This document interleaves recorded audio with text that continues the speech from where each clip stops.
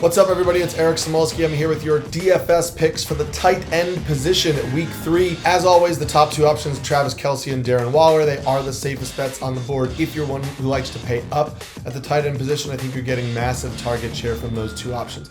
Personally, my favorite cash game play is a little bit cheaper than that. It's TJ Hawkinson. He's getting almost the same amount of target shares as those two guys are, but he will save you money.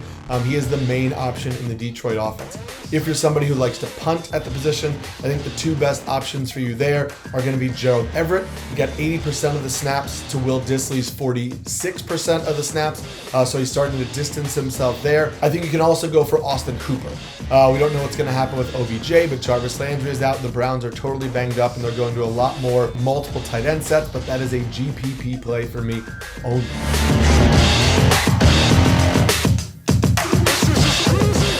What's up, everybody? It's Thunder Dan back with some Week 3 NFL DFS wide receivers. Let's start with Tyler Lockett as Seattle takes on Minnesota in a game with a 56-point total. Lockett's been great this year with 3 touchdowns already, getting targeted by Wilson a lot and getting a lot of quality targets down the field, breaking off some big chunk plays. I like him in all formats this week. Another guy who has been really great this season is Cooper Kupp. Kupp is coming off a huge 2-touchdown game, again, commanding a huge target share from Matthew Stafford, and in that Rams passing game, in a game that could shoot out with Tampa Bay, another high total. I like Kupp a lot. Going down for a value play, I like Sterling Shepard a good bit. He's a little bit pricier than last week, but still getting a ton of volume and really clicking well with Daniel Jones in the Giants passing game. And if you want to go really cheap, I would consider KJ Osborne, who has emerged as a real threat for this Minnesota passing game. Good luck in your contests, and make sure you check back for all this RotoBaller content. What's up, RotoBallers? Today I'm breaking down my 3 favorite running backs for the DFS slate this Sunday. First up is Dalvin Cook. He averages over 22.2 fantasy points per game since 2019, and now he takes on a Seattle defense that was just destroyed by Derrick Henry for 50.7 DraftKings points. Seattle allows over 42% of their total fantasy points allowed to the running back position, and this makes a recipe for success for Dalvin Cook. Next up is Austin Eckler. Fantasy managers were freaking out when he had exactly 0 targets in week 1 in the new Luke Chargers offense, but that was all fixed last week against the Cowboys when he had 9 targets and caught all 9 of them for 61 yards. Kansas City is allowing 32 points per game to running backs and over 200 yards on the ground per game to start the season. Fire up Eckler in this AFC West clash. And last but not least, we've got the value play with Jamal Williams. 8 running backs have 15 carries and 10 targets this season. Jamal Williams leads them all in fantasy points per snap. That's more than Derrick Henry, Christian McCaffrey, Dalvin Cook, and his teammate DeAndre Swift. Williams is a perfect contrarian play if you're building a game stack in this contest, as his teammate Swift is $700 more and is going to be a far more popular play. Who are your favorite running backs this week? Like and subscribe for the RotoBaller channel, and we'll keep giving you this advice all season long. Good luck in week 3.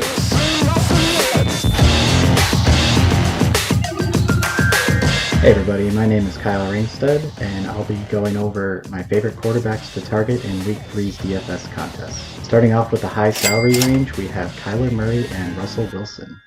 I love both of these guys in both cash and GPPs this week. They both have incredible matchups and really high ceilings. Kyler Murray has shown the higher ceiling of the two so far, and now he gets to go against the Jags defense that just looks completely overmatched. They currently rank 5th worst in pass DVOA, and the Cardinals are projecting for 29.75 points, which is the 2nd highest on the slate. Murray could easily have another blow-up game here, and absolutely no one would be surprised. Next up is Russell Wilson. Wilson has 6 touchdowns and 0 interceptions so far, and now he gets to face a vulnerable Vikings secondary that just gave up 35 FanDuel points to Kyler Murray. The Vikings are allowing the 4th most fantasy points per game to opposing quarterbacks, and they're 22nd in pass DVOA. The Seahawks are projecting to score 29 points this week in what's currently the slate's highest scoring game with a 56-point implied total. Metcalf would be my first target to pair with him, and Lockett would be next. I also love Lamar Jackson against Detroit and Patrick Mahomes against the Chargers in this high salary tier. In the mid-range, I really like Matthew Stafford for GPPs against the Bucs. The Bucs are allowing the 9th most fantasy points per game to opposing quarterbacks, and this game looks like it's going to be a shootout as both offenses are clicking and the game has a monster 56-point implied total. Stafford could put up a big game here with just a little uptick in volume, and I think he's going to need it as the Rams will look to keep up with Tom Brady and the reigning Super Bowl champs. Daniel Jones is next up, and he's facing the Atlanta Falcons this week. Jones has been a really good value in DFS through 2 weeks, and that was against some really good defenses in Washington and Denver. So we have to love his chances of finding success this week against the Falcons. Atlanta got absolutely torched last year, and they're somehow even worse this year.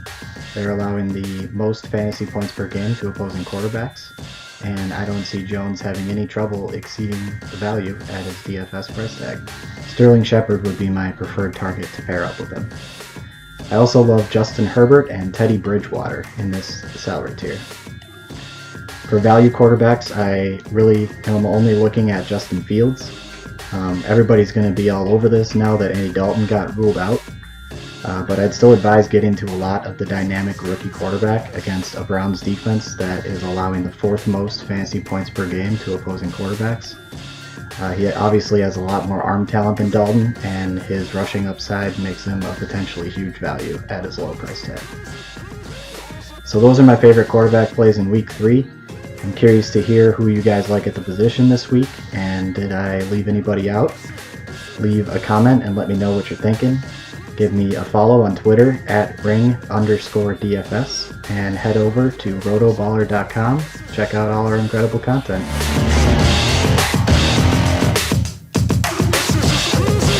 This is Bruce Mattson from RotoBaller.com. I'm here to give you some ideas for your GPP stacks for DraftKings this week.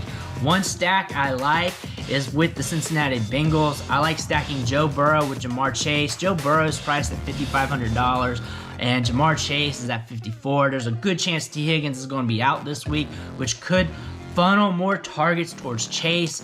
Also another stack, or you can add into the prior stack I just talked about, is Tyler Boyd.